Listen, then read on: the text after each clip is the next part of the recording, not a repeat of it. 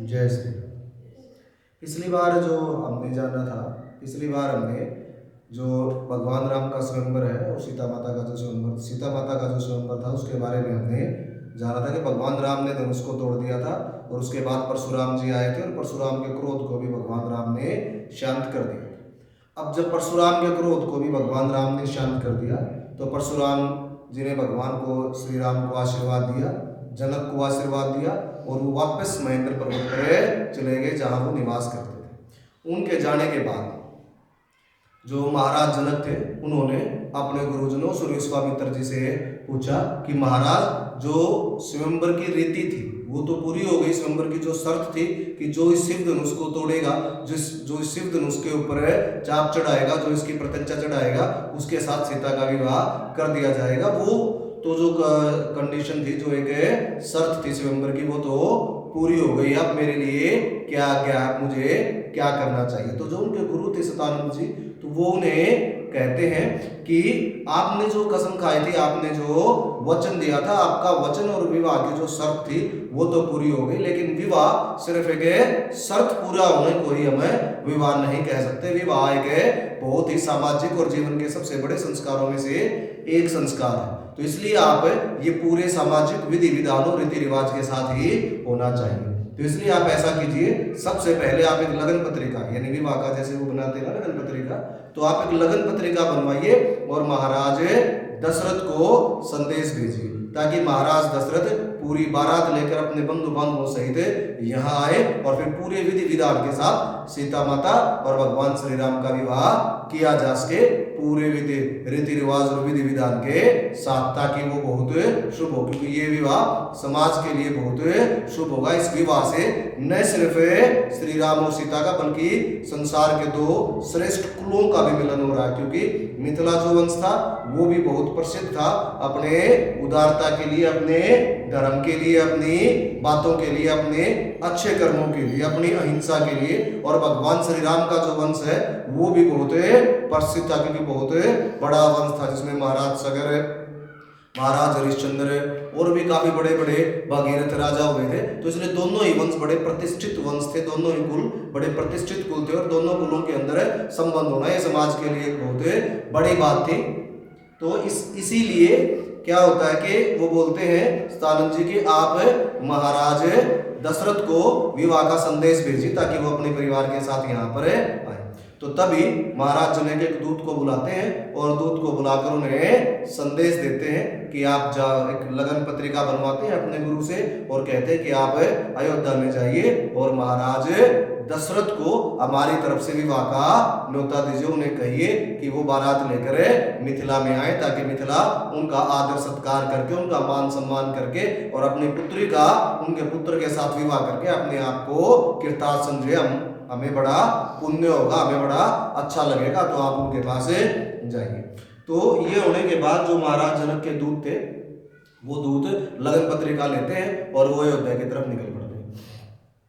जब वो अयोध्या में पहुंचते हैं तो अयोध्या में जिस द्वारपाल से उनकी मुलाकात होती है वो द्वारपाल उन्हें सबसे पहले महाराज भरत के साथ मिलवाते हैं। भरत जो कि राम के छोटे भाई थे, तो भरत के साथ उनकी मुलाकात करवाते हैं, क्योंकि उस समय जो महाराज दशरथ है वो कैकेयी के कक्ष में थे, वो आराम कर रहे थे। तो वो उन्हें संदेश भेजते हैं, वो भरत के साथ उनको मिलवाते हैं। तो भरत जैसे ही वो सारी खबरें सुनते हैं कि ऐसे ऐसे मेरे भैया राम ने ताड़का का वध कर दिया है, सुबाहु और मारीच को युद्ध में हरा दिया है, और उसके बाद उन्होंने जो धनुष कोई राजा महाराजा पूरी पृथ्वी से देवता राक्षस हिला तक नहीं पाए, उसको मेरे भाई ने, मेरे बड़े भाई ने उस धनुष को तिनके के समान उठाकर उसको तोड़ दिया और अब उनका विवाह होगा। तो भरत और शत्रुघ्न दोनों बहुत ज्यादा खुश होते हैं और वो उस दूत को जो जनक महाराज के यहाँ से आया था उसको विश्राम गृह में बैठाकर अपने पिता के पास आते हैं जो महारानी कैकेयी के कक्ष में थे। और जैसे बच्चे होते हैं ना, क्योंकि अब उनके लिए तो ये एक बड़ी खुशी की बात थी, तो वो बचपना भावनाओं के साथ अपना बचपना शो करते हैं और हंसी ठिठोली करते हैं। तो वो अपने पिता के कक्ष में आते हैं और उन्हें बताते हैं कि हमारे पास भैया राम का संदेश आया है मिथिला से। तो अब राम का संदेश था, क्योंकि जो महाराज दशरथ थे उनका भगवान राम में बहुत प्रेम था, और जो महारानी कैकेयी थी उनका भी भगवान राम में अपने पुत्र भरत से भी ज्यादा स्नेह था। तो जैसे कैकेयी ये सुनती है कि राम का संदेश, तो बोलते मेरे राम का संदेश आया है, तो अलग ये जो संदेश है मुझे दो, सबसे पहले इस संदेश को मैं पढ़ूंगी। मेरे बेटे का संदेश है, इतने दिन हो गए उसको यहाँ से जाए हुए, उसका संदेश वो सकुशल तो है, तो बोलते हैं कि बहुत सकुशल है। तो बताने लगते हैं कि मेरे भैया राम ने बड़ा बहुत पराक्रम दिखाया है, तीनों लोगों में मेरे भैया राम का जो नाम है वो गूंज रहा, उन्होंने बहुत विशाल पराक्रम दिखाया है और उन्होंने काफी राक्षसों का वध कर दिया है। तो फिर वो बोलते हैं कि नहीं, मैं ऐसे नहीं, थोड़ा वृत्तांत के साथ बताओ क्या हुआ है और क्या संदेश आया है। तो फिर भरत जो है वो लगन पत्रिका को पढ़ते हैं और वो बताते हैं कि भैया राम ने सबसे पहले ताड़का राक्षसी को मार गिराया, उसके बाद उन्होंने मारीच और सुबाहु को युद्ध में परास्त करके जो विश्वामित्र थे, महर्षि विश्वामित्र, उनके यज्ञ की रक्षा की, और उसके बाद उन्होंने अहिल्या का उद्धार किया, और उसके बाद जाकर उन्होंने सीता के स्वयंवर में हिस्सा लिया। और वहां पर जिस शिव धनुष को इतने राजा महाराजा वहां पर आए हुए, समस्त भारतवर्ष और समस्त आर्यवर्त से जितने राजा महाराजा देवता राक्षस वहां पर आए हुए थे, जिस धनुष को कोई भी हिला तक नहीं पाया, उसको भैया राम ने तिनके के समान उठाकर उस धनुष को तोड़ दिया। और उसके बाद महाराज जनक ने अपनी पुत्री का जो विवाह है वो भगवान श्री राम, मेरे भैया राम के साथ निश्चित किया है, और उन्होंने उसी विवाह का जो न्योता है वो हमारे यहाँ भेजा, उनके दूत ये न्योता लेकर आए। तो जैसे ही ये खबर महाराज दशरथ सुनते हैं, उनको बहुत गर्व होता है, क्योंकि जब भी कोई पिता ये बात सुनेगा कि उसके पुत्र ने इतना अच्छा काम किया है कि जो उसने आज्ञा दी थी, क्योंकि जो महाराज दशरथ है उन्होंने क्या आज्ञा दी थी, महाराज दशरथ ने आज्ञा दी थी कि बेटा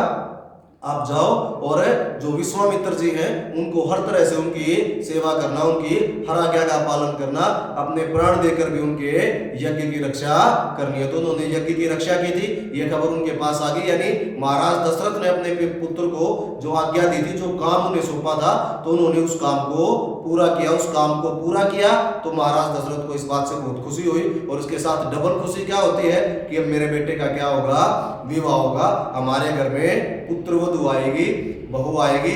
आएगी तो फिर राम के और सीता के बच्चे भी होंगे, दोबारा से मेरे आंगन के अंदर छोटे बच्चों की किलकारियां गूंजेंगी, हमें फिर से वही सुख मिलेगा जो राम के, भरत के, लक्ष्मण के, शत्रुघ्न के पैदा होने पर मिला था, छोटे बच्चे हमारे परिवार में आएंगे। तो इस तरीके से वो बहुत खुश होते हैं, और जब खुश होकर महाराज दशरथ आज्ञा देते हैं भरत को कि अभी तुम बोलो सैनिकों को और मंत्री को बोलो कि वो पूरे राज्य में संदेश फैलाएं कि इस प्रकार भगवान राम का विवाह होना निश्चित हुआ है, और पूरे राज्य में, पूरे नगर में इस बात की खुशी मनाई जानी चाहिए। पूरे नगरवासियों को बोलो कि वो दीप जलाएं, और उनके जो राजकुमार हैं, श्री राम है, उनका ऐसे ऐसे विवाह निश्चित हुआ है, और जो हमारा राजकोष है उसके और अन्न भंडार है उसके द्वार खोल दिए जाए, जितने भी याचक है, भिक्षुक है, उन सबको मिठाइयाँ, अन्न, वस्त्र, गहने और जो भी धन है वो बांट दिया जाए, पर राज्य में कोई दुखी नहीं होना चाहिए, कोई भी ऐसा नहीं होना चाहिए जिसके पास किसी चीज की कोई कमी रह गई हो। सबकी हर एक इच्छा को पूरा करने का संदेश दो, और जो वहां से दूत आए हैं उनको राज्यसभा के अंदर लेके आओ। मैं महर्षि वशिष्ठ के साथ उनसे वहीं पर मुलाकात करूंगा, क्योंकि महर्षि वशिष्ठ उनके कुलगुरु थे, तो महर्षि वशिष्ठ की आज्ञा के बिना अब वो इतना बड़ा काम नहीं कर सकते थे कि भगवान राम का विवाह हो रहा था। तो फिर वो शत्रुघ्न को बोलते हैं कि तुम महर्षि वशिष्ठ को लेकर आओ, राज्यसभा में उनके पास जाओ और उन्हें बोलो कि ऐसे ऐसे भगवान है राम, या मेरे पुत्र जो राम है, उनके शिष्य जो राम है, उनका संदेश आया है महाराज जनक का, उनके दूत आए हैं, तो उनके दूत के साथ हमें मिलना है, तो इसलिए वो आ जाए। तुम बड़े आदर सम्मान के साथ महर्षि वशिष्ठ को राज्यसभा में लेकर आओ। तो इसके बाद शत्रुघ्न जी जो थे वो महर्षि वशिष्ठ को लेने के लिए चले जाते हैं, और जो महाराज भरत थे वो चले जाते हैं अपने सैनिकों के पास, मंत्री के पास, ताकि वो नगर में संदेश को फैला सके। और कुछ समय के बाद वो सभी लोग वापस कहाँ आ जाते हैं, राज्यसभा के अंदर आ जाते हैं, जहाँ पर महर्षि वशिष्ठ, महाराज दशरथ, भरत, शत्रुघ्न, सुमंत्र और भी दूसरे जो अच्छे मंत्री थे वो सब वहां पर बैठते हैं और वहां पर जनक के दूत आते हैं। जो महाराज जनक है उनका स्वभाव जो वो बड़ा ही नम्र स्वभाव के व्यक्ति थे, उन्हें कभी गुस्सा नहीं आता था, बड़े ही धार्मिक व्यक्ति थे। तो जैसे महाराज जनक थे उसी तरीके से उनके राज्य के दूसरे लोग भी थे। और दूसरा, जहां पर स्वयं परमात्मा का वास हो, जिस राज्य में, जिस नगर में, जिस देश में, वहां पर कोई व्यक्ति भ्रष्ट हो भी नहीं सकता। वहां के अपने आप ही सभी लोग क्या हो जाते हैं, अच्छे हो जाते हैं, उनके विचार अच्छे हो जाते हैं, उनकी बुद्धि अच्छी हो जाती है। तो सभी लोगों की बुद्धि बड़ी अच्छी थी। तो जब वो महाराज दशरथ से मिलते हैं तो उन्हें बड़े प्रेम से उनको प्रणाम करते हैं और उन्हें महाराज जनक का संदेश सुनाते हैं और वो बताते हैं पूरा वृत्तांत के कैसे कैसे क्या क्या हुआ, कैसे कैसे वहां पर स्वयंवर हुआ, कैसे सभी राजाओं ने वहां पर अपने कोशिश की और कैसे जो श्री राम है उन्होंने उस धनुष को तोड़ा। पूरा वृत्तांत उन्हें बताते हैं और फिर उन्हें पूरी मिथिला की तरफ से और महाराज जनक की तरफ से बारात लेकर आने का न्योता देते हैं।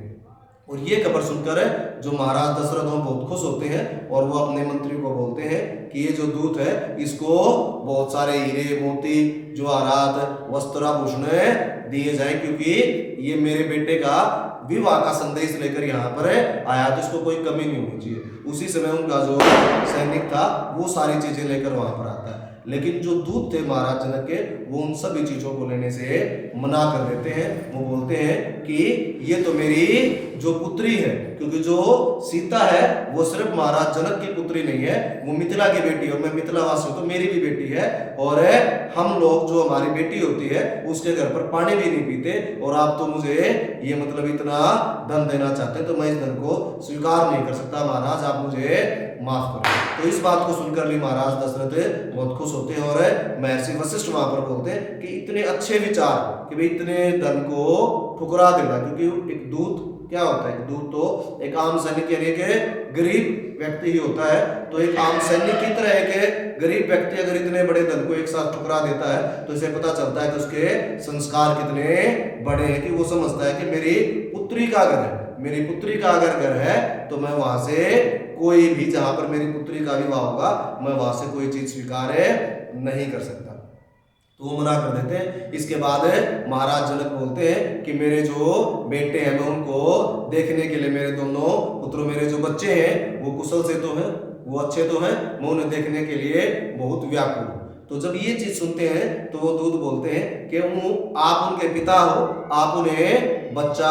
कह सकते हो, आप उन्हें छोटे बच्चे की तरह मान सकते हो, लेकिन वो छोटे बच्चे नहीं है। उन्होंने जो पराक्रम दिखाया है वो तो बड़े बड़े राजा महाराजा भी नहीं दिखा सकते, वो तो इतने पराक्रमी और वीर हैं, आप उन्हें बच्चा मत समझिए, वो बच्चे नहीं है, वो तो बहुत बहादुर है। उनके आने से, उनके साथ हमारी पुत्री का विवाह होने से हमारे तो पूर्व जन्मों के जो भाग हैं वो खुल गए हैं, वो बच्चे नहीं है, लेकिन आप उनके पिता हैं और एक पिता की नजर में उनका बेटा चाहे कुछ भी हो जाए वो बच्चा ही रहता। और ये बात है बड़ी अच्छी है, ये बात है आपका जो श्री राम के प्रति स्नेह है उसको दिखाती है। तो ये सब वार्तालाप होने के बाद जो महाराज जनक है वो उस दूत को बोलते हैं कि आप विश्राम कीजिए, लेकिन वो दूत बोलते हैं कि मैं विश्राम नहीं करूंगा, मैं वापस जाऊंगा और वापस जाकर मैं अपने महाराज को संदेश दूंगा कि जो महाराज दशरथ है वो अपने सभी मंत्रियों, नगरवासियों और अपने परिवार के लोगों के साथ बारात लेकर आ रहे हैं, मुझे ये संदेश वहां पर पहुंचाना है और हमें आपकी बारात के स्वागत के लिए बहुत सी तैयारियां करनी है। और ये बोल के वो उन सब का धन्यवाद बोल करके और महर्षि वशिष्ठ के चरणों को छूकर वो जो दूत है वो वापस आ जाता है। और दूत के वापस जाने के बाद महाराज दशरथ महर्षि वशिष्ठ के चरण स्पर्श करते हैं और महर्षि वशिष्ठ से बोलते हैं कि आप हमारे कुलगुरु हैं, अब जो भी कुछ आपकी आज्ञा के अनुसार ही होगा। अब इस समय मुझे क्या करना चाहिए, आपकी क्या आज्ञा। तो महर्षि वशिष्ठ बोलते हैं कि सबसे पहले तो ये खबर पूरे नगर में फैलाओ। तो बोलते हैं कि मैंने भरत को बोला था, तो उसने ये जो मतलब है कि वह जो मंत्री हैं उनकी ड्यूटी लगा दी, उनको बोल दिया कि पूरे नगर में खबर दे दी जाए और दीपमालाओं के साथ खुशी मनाई जाए। फिर वो बोलते हैं कि आप महारानी कौशल्या के साथ गौदान कीजिए, क्योंकि जब पुत्र का विवाह होता है तो ऐसा माना जाता है हमारे पुराने रीति रिवाजों के अंदर, तो जो जिस माँ के पुत्र का विवाह होना है उस माँ के द्वारा पुत्र के विवाह से पहले गौदान करवाया जाता है। इसको काफी अच्छा माना जाता है। जैसे कई बार ये होता है ना, किसी का बड़ा अच्छा जीवन चल रहा हो, परिवार में खुशियां चल रही हो, तो बोलते हैं कि इसने जरूर गौदान करी होगी पिछले जन्म में, तब ये इतना अच्छा सिस्टम इनका चल रहा। तो गौदान को बहुत बड़ा दान माना जाता था पहले। तो बोलते हैं कि तुम उनके पुत्र का विवाह होना है तो महारानी कौशल्या को बोलिए कि वो गौदान करे, ये उनके भगवान श्री राम के लिए, तुम्हारे पुत्र के लिए काफी अच्छा होगा। और फिर जो लोग सम्मिलित होना चाहते हैं पूरे नगर में आप ये संदेश फैला दीजिए कि जितने नगरवासी भगवान श्री राम की बारात में जाना चाहते हैं वो सभी सादर आमंत्रित और बारात में चल सकते हैं। तो फिर महाराज दशरथ अपने मंत्री को आदेश देते हैं कि भाई चतुर्मुनि सेना तैयार करो, हमारी पूरी सेना जाएगी और पूरे नगर में संदेश फैला दो कि जो भी व्यक्ति बारात में जाना चाहे तो सभी लोग बारात में चल सकते हैं, क्योंकि उनके चहेते जो राजकुमार हैं, क्योंकि भगवान श्री राम से जो पूरी प्रजा को बहुत ज्यादा प्रेम करती, तो उनके जो चहेते राजकुमार हैं उनका विवाह, तो जो लोग जितने लोग जाना चाहे वो सभी लोग हमारे साथ बारात में चल सकते हैं। ये बात करके और वो भक्त को बोलते हैं कि बहुत सारी तैयारियां करनी है, तुम जल्दी जाओ और तैयारी करो। और फिर वो महर्षि वशिष्ठ को बोलते हैं कि अब आप ये बताओ कि बारात के प्रस्थान के लिए कौन सा मुहूर्त शुभ होगा। तो फिर महर्षि वशिष्ठ ने बताते हैं कि आज से 2 दिन बाद सुबह जब सूर्योदय होगा तो उसके साथ ही जो मुहूर्त है वो बहुत अच्छा है और बारात का प्रस्थान किया जा सकता है। तो 2 दिन बाद जैसे ही सूर्य देवता उदय होंगे उसके साथ ही हमें यहाँ से पूजा पाठ करके हम बारात का प्रस्थान करेंगे। तो बारात जाने की तैयारियों के लिए महाराज दशरथ के पास सिर्फ 2 दिन का ही समय था। तो बोलते हैं अपने बेटों को कि हमारे पास सिर्फ 2 दिन का समय है, जल्दी जाओ, बहुत सारी तैयारियां करनी है, तरह तरह के उपहार और हर एक चीज होनी चाहिए ताकि किसी तरह की कोई कमी न रह जाए। और अपनी सेना को बोल देना कि वो अपनी तैयारी अच्छे से करके चले, क्योंकि मार्ग बहुत लंबा होगा। तो वो सारी तैयारियां करके 2 दिन बाद वहां से बारात का प्रस्थान होता है। और बारात प्रस्थान होने के बाद वो बारात कुछ समय के पश्चात महाराज जनक के महल में पहुंचती है। जनक के मिथिला के द्वार पर वो बारात पहुंचती है और महाराज जनक अपने मंत्रियों के साथ, अपने गुरुजनों के साथ, अपने परिवार के साथ दशरथ जी की जो बारात थी, दशरथ जी जो बारात लेकर आए थे भगवान श्री राम की, उनका स्वागत करने के लिए पहुंचते हैं। और बोलते हैं कि अयोध्या के साथ सूर्य वंश में हमारी पुत्री का विवाह होने से हमारे वंश की जो आन है वो बहुत बढ़ गई है। और अगर हमारी तरफ से आपके आदर सत्कार में, मान सम्मान में किसी तरह की कोई गलती हो जाए तो आप उसे मन से मत लगाना, हमें माफ कर देना। तो महाराज दशरथ बोलते हैं कि महाराज जनक आप ये क्या बोल रहे हैं, मैं तो एक याचक हूं, आपसे एक दान की लालसा में आया कि आपसे मैं आपकी पुत्री का दान लूंगा। आपसे जीवन में सबसे बड़ा दान, आपकी पुत्री जो मेरे घर में आएगी, मेरे बेटे की बहू बनकर हमारे वंश को आगे चलाएगी, तो आप तो मुझे बहुत बड़ा दान देने वाले हैं। मैं तो याचक हूं, तो आप तो हमसे बहुत बड़े हैं, तो इसमें नाराज होने की, बुरा मान जाने की कोई भी बात नहीं है। लेकिन आपका जो ये स्वभाव है, जो नरम स्वभाव है, ये जो आदर सत्कार का भाव है, जो स्नेह का भाव है, ये हमें बड़ा अच्छा लगा और मैं आपका इसके लिए बहुत बहुत धन्यवाद करता हूँ। तब सतानंद जी जो उनके गुरु थे महाराज जनक के, वो बोलते हैं कि जो बारात है ये काफी दूर से चल के आए हैं, तो ये थक गए होंगे, तो जहां पर इनके विश्राम का जो पूरी बारात थी उनको रोकने के लिए शिविर लगाए गए थे, उसको उन्होंने नाम दिया था जनवासा। तो उनको बोलते हैं कि वहां इस बारात को ले जाइए और सबको विश्राम करने के लिए बोलिए, इन सबको भोजन करवाइए। कल सुबह हम मंत्रियों के साथ, ऋषियों के साथ, महर्षि वशिष्ठ के साथ, विश्वामित्र जी के साथ बैठेंगे, मंत्रणा करेंगे, विचार करेंगे और भगवान राम के विवाह का शुभ मुहूर्त निकालने की मंत्रणा करके विचार करके, और ये बोलकर उनको विश्राम के लिए भेज दिया जाता है महाराज दशरथ को सभी लोगों के साथ। अब जैसे ही ये पता चलता है लक्ष्मण को, क्योंकि बारात आती है तो पूरे नगर में पता चलेगा, अब लक्ष्मण दौड़कर श्री राम के पास आते हैं और उन्हें बोलते हैं कि भैया आपको पता है पिताजी आए हैं बारात लेकर। तो राम बोलते हैं हाँ मुझे पता है। तो भैया चलो हम पिताजी के को मिलने के लिए चलते हैं। भैया भरत भी आए हैं, शत्रुघ्न भी आए हैं और गुरुदेव भी आए हैं, वशिष्ठ जी चलो हम उनसे मिलकर आते हैं। तो राम बोलते हैं नहीं, हम ऐसे नहीं जा सकते, क्योंकि अभी जो हम हैं वो महर्षि विश्वामित्र की आज्ञा के अधीन है, और जब तक महर्षि विश्वामित्र खुद हमें नहीं कहते तब तक हमें अपने पिता के पास नहीं जा सकते, क्योंकि अभी वही हमारे माता पिता हैं, वही हमारे गुरु हैं। तो उनकी आज्ञा का पालन करना हमारा सबसे बड़ा धर्म है, और यही धर्म हमें हमारे पिता ने बताया। तो इसलिए सबसे पहले जब महर्षि विश्वामित्र हमें आज्ञा देंगे तब हम अपने पिताजी से मिलने के लिए जाएंगे। तो अब यहाँ पर हम ये भी बात देख सकते हैं कि भगवान राम अपने वचनों के, अपने पिता के वचनों के कितने बड़े पालक हैं, कि उन्हें पता अगर वो चले भी जाए तो ये कोई बहुत बड़ी बात नहीं होगी, क्योंकि उनके पिता आए उसी नगर में, उनके पास रुके हुए, तो एक पुत्र अपने पिता से मिलने के लिए जा सकता है। लेकिन इतनी छोटी बात के लिए भी वो क्या चाहते हैं कि जब मेरे गुरु आज्ञा देंगे, क्योंकि जिनकी आज्ञा के मैं अधीन हूं, मेरे पिता ने कहा था कि तुम्हें वही काम करना है जो विश्वामित्र जी बोलेंगे। तो ये बात है जब भगवान श्री राम बोल रहे थे लक्ष्मण को, तो विश्वामित्र जी सुन रहे थे। तो विश्वामित्र जी इस बात से बड़े खुश होते हैं और बोलते हैं कि राम इतना संयम, मतलब इतने खुशी, क्योंकि व्यक्ति बहुत खुश होता है तो भी संयम खो देता है, और बहुत दुखी होता है तो भी संयम खो देता है। तो इतनी बड़ी खुशी का पल है, तुम्हारा विवाह हो रहा है, तुम्हारी कीर्ति चारों तरफ फैल गई है, तुम्हारे पिता आए, इतने दिन तुम्हें अपने पिता से, अपने परिवार से मिले हुए हो गए हैं, और वो यहाँ पर आए, तो इतनी खुशी के बावजूद भी तुम्हारे अंदर इतना संयम है। तो इतना संयम तुम्हारे अंदर ही हो सकता है, किसी और के अंदर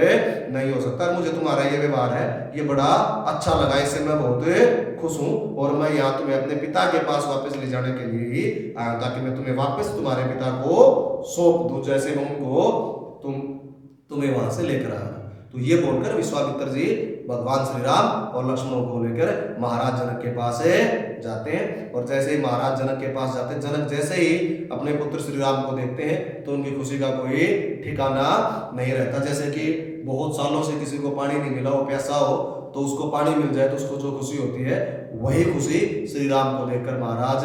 दशरथ को होती है, और वो भागकर भगवान श्री राम को गले से लगा लेते हैं, क्योंकि जो दशरथ जी हैं उनका राम के अंदर बहुत ज्यादा स्नेह था। जैसे हमारे शरीर में होता है ना कि अगर हमें सांस नहीं आएगा तो हम जी नहीं सकते, तो जो महाराज दशरथ उनकी श्वास के समान थे भगवान श्री राम, तो उनके बगैर वो एक पल भी रह नहीं सकते थे। तो जैसे ही वो राम को देखते हैं तो उठकर राम को बड़े चाव से अपने गले से लगा लेते हैं, और उन्हें बड़ा खुशी होती है। और फिर महर्षि विश्वामित्र जी भगवान श्री राम को वापस उन्हें सौंप देते हैं पूरे विधि विधान से, कि जैसे वो लेकर आए थे, और उनका धन्यवाद भी करते हैं कि महाराज दशरथ, जैसा मैंने चाहा था आपने बिल्कुल वैसा ही किया, और आपके जो पुत्र हैं इन्होंने मेरी बहुत सेवा की है, और इस काल में ये जो टाइम बीता, इस दौरान इन्होंने मेरी हर आज्ञा का पालन किया, जैसे मैंने कहा वैसे ही किया है। मैं इनसे बहुत खुश हूं और आपसे भी बहुत खुश हूं। भगवान आपके वंश की कीर्ति को और बढ़ाए चारों दिशाओं में, और युग युगांतर अनंत काल तक आपकी और आपके परिवार की, आपके वंश की जो कीर्ति है वो फैलती रहे, और आपका बहुत नाम हो। मुझे बहुत खुशी मिली है और बड़ी संतुष्टि मिली है, और अब अपने पुत्र को संभालिए और पूरे रीति रिवाज विधि विधान के साथ अपने परिवार के साथ मिलकर आप इनका विवाह संपूर्ण करवाइए। तो ये बोलकर महाराज दशरथ को उनके पुत्रों को वापस सौंप देते हैं, यानी क्योंकि वो उनकी इच्छा के अधीन थे, उनकी आज्ञा के अधीन थे, तो वापस से वो उनको उनके पिता को सौंप देते हैं। तो इसके बाद जो महाराज दशरथ है वो बहुत खुश होते हैं और अपने पुत्रों के साथ, क्योंकि ये जब तक ये पूरा काम होता है तब तक मतलब विश्राम का समय हो जाता है, रात्रि का समय हो जाता है। और लक्ष्मण जी जो है वो भरत और शत्रुघ्न के साथ उनके कक्ष में चले जाते हैं, और श्री राम दशरथ से बात करने के लिए उनके कक्ष में रुक जाते हैं और उनके पैर दबाने लगते हैं, क्योंकि भगवान श्री राम हर रोज जब तक वो अपने पिता के पास रहे हैं तब तक वो हर रोज शाम को उनके पैर दबाते थे, काफी देर तक उनके साथ बैठकर बात करते थे, क्योंकि अगर ऐसा न हो तो महाराज दशरथ बहुत दुखी हो जाते थे। उनको अपने पुत्र के साथ समय व्यतीत करना बड़ा अच्छा लगता था। तो महाराज दशरथ के पास भगवान श्री राम रुकते हैं और उनके पैर दबाने लगते हैं उनको। तो जब महाराज दशरथ के वो पैर दबाते हैं तो महाराज दशरथ उनसे एक एक करके सारी बातें पूछते हैं, और वो बताते हैं कि मुझे पता चला कि तुमने कैसे ताड़का का वध किया, कैसे तुमने सुबाहु को मारा, कैसे तुमने मारीच को हराया, कैसे तुमने अहिल्या को का उद्धार किया, कैसे तुमने शिव धनुष को उठाया। तो मुझे ये सब सुनकर मेरा जो सीना है वो गर्व से चौड़ा हो गया है। तुमने जिस तरह से मेरी आज्ञा का पालन किया है तो तुमने अपने वंश की कीर्ति को बढ़ा दिया है। भगवान तुम्हें सारी खुशी दे, तुम बड़े अच्छे हो और आज्ञाकारी पुत्र हो। तो राम कहते हैं कि इसमें मेरी कोई बड़ाई नहीं है, ठीक है। ये काम तो आपने पहले भी बहुत बार किया, आपने भी बहुत बार राक्षसों को हराया है, आपने देवताओं के साथ युद्ध में हिस्सा लिया, आप स्वर्गलोक तक गए हैं राक्षसों से लड़ने के लिए। ये काम तो आपने भी बहुत बार किया है। तो महाराज दशरथ बोलते हैं कि जब मैंने ये काम किया, मैंने राक्षसों को युद्ध में हराया, तो मैंने अपने वंश की कीर्ति को बढ़ाने के लिए किया, अपने ताकत अपनी बहादुरी को दिखाने के लिए किया। लेकिन तुमने जो ये काम किया है ये किसी के यज्ञ की रक्षा के लिए, प्रजा पालन के लिए, अपने पिता की आज्ञा पालन के लिए किया। तो तुम्हारे द्वारा किया गया जो कर्म है मेरे द्वारा किए गए इसी कर्म से बहुत ऊंचा है। तो जब क्योंकि कोई भी पिता जब अपने पुत्र की तारीफ करता तो जैसे दशरथ जी कर रहे थे, अगर कोई और हो तो वो तारीफ से मतलब खुश भी हो सकता है, किसी को अहंकार भी हो सकता है, लेकिन वो तो भगवान श्री राम थे। तो जैसे जैसे दशरथ भगवान श्री राम की तारीफ कर रहे थे तो ऐसे ऐसे जो भगवान श्री राम है जैसे शर्मा जाते हैं तो वो ऐसे शर्मा रहे थे, उनको संकोच हो रहा था। तो दशरथ जी इस बात को नोटिस कर लेते हैं और वो बोलते हैं कि जैसे जैसे मैं तुम्हारी तारीफ करता रहूंगा तुम ऐसे ही संकोच करते जाओगे और नम्रता में झुकते जाओगे। तो अब तुमने बहुत देर मतलब मेरे पैर दबा लिए, अब तुम्हारे भाई तुमसे मिलने का इंतजार कर रहे होंगे, वो भी काफी समय से तुमसे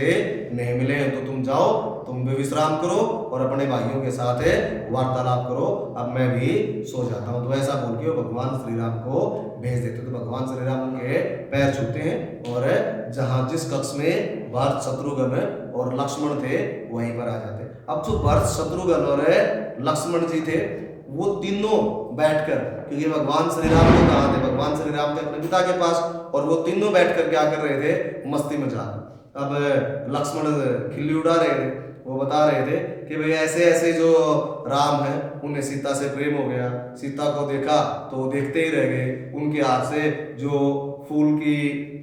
टोकरी थी वो गिर गई, वो कैसे आकर मेरे को सीता के बारे में बताते हैं कि मेरे ऐसे शांत सरोवर में कंकर डाल दिया हो, मुझे चारों तरफ सीता दिखाई दे रही है। तो ऐसे वो मेरे सामने बातें कर रहे थे। तो वो तीनों भाई राम के बारे में बातें करके उसका मजाक कर रहे थे, मस्ती कर रहे थे। तो जैसे श्री राम आते हैं तो तीनों देखकर मतलब राम को देखकर खड़े हो जाते। तो अब आने के बाद जैसे ही राम अपने आसन पर बैठते हैं तो शत्रुघ्न, क्योंकि वो सबसे छोटा था, छोटा है तो शरारती हो सकता है, वो राम से पूछते हैं कि भैया एक बात बताओ, मतलब जितना मुझे याद है जब से हम पैदा हुए हैं और यहाँ तक हमने अपने घर पर और हम गुरुकुल में भी गए, गुरु की शिक्षा के दौरान या माता पिता ने जो हमें घर पे शिक्षा दी, हमने तो कहीं पर भी प्रेम के बारे में तो नहीं पढ़ा। तो आपको प्रेम की इतनी जानकारी कैसे हुई कि आप सीता के बारे में इस तरीके से बातें करने लगे? आपने जो प्रेम शास्त्र है ये कहाँ से सीखा? वो राम के साथ इस तरीके से मजाक कर रहे थे। तो फिर राम जी बताते हैं उन्हें कि प्रेम मतलब है किसी शास्त्र या किसी गुरुकुल में नहीं सीखा जाता, प्रेम तो भगवान है मतलब ऊपर से ही निश्चित करते हैं, विधाता इस चीज को निश्चित करता है कि हर एक व्यक्ति के लिए वो एक स्त्री को बनाता है। और जब आपको आपकी जो पसंदीदा जो स्त्री होती है वो आपको मिल जाए तो आपको उससे